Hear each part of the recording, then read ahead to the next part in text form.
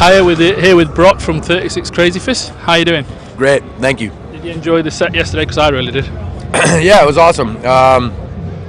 It's our third time being here, so we're just that in itself is pretty mind-blowing to be included that many times. So yeah, we were grateful to play again. Even better on the main stage, yeah?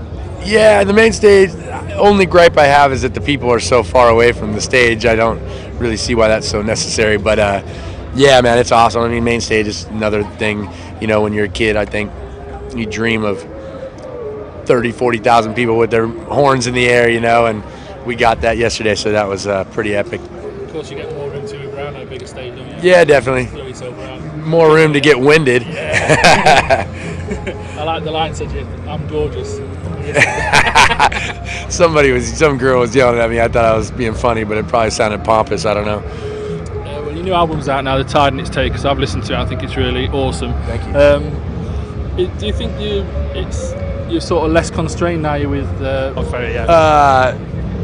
No, you know, I didn't feel like I was getting hampered down at Roadrunner really, but I do think that just over the ups and downs of all the things that were happening with us in Roadrunner, when we finally got away from them and got with Ferret, I just think we felt really free, you know, and I mean that in a weird sense where we just felt like the people at Ferret were genuinely behind the band, and I mean them as friends and personally, and them liking the music.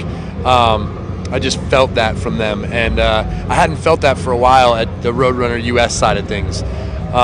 So when it was time to start writing, I just felt free. I just felt like we could do whatever we wanted. Yeah.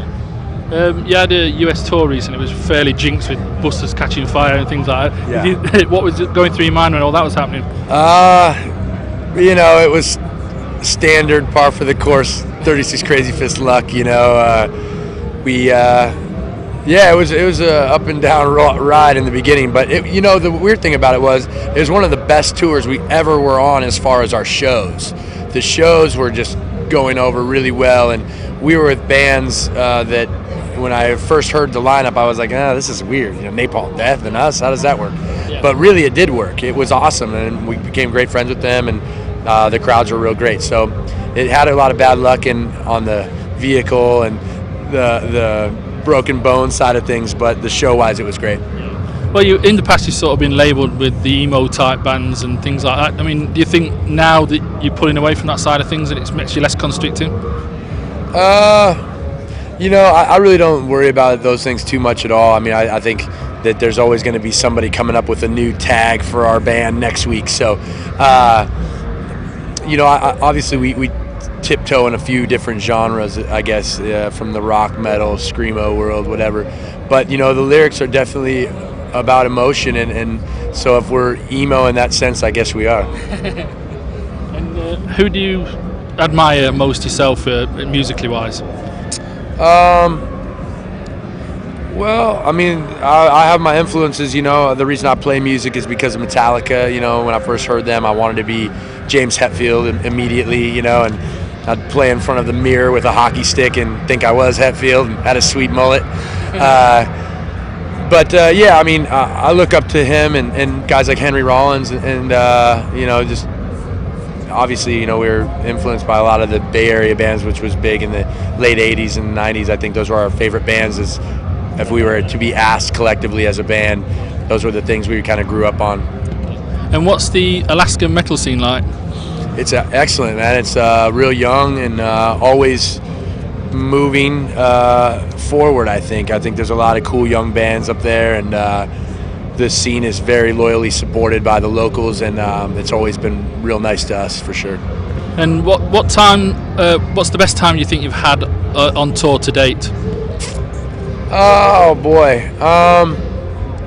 Last night I met Chuck Billy, who's one of my idols. I loved Testament growing up, and I think that just the fact that some of this becomes a little numbing. You don't really, as the years go on and you play these huge shows, and you don't have that initial feeling. But last night, meeting him and talking with him, I had one of those feelings again, and I'm glad to see there's still those feelings still going on, and he was a great guy, and I was honored to meet him. So that was one of my life highlights for being in the band.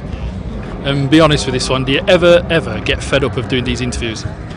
No, I mean, people that are interested in talking about my band and helping get our name out and spreading the word is a big thanks from us. So I don't mind doing the interviews at all.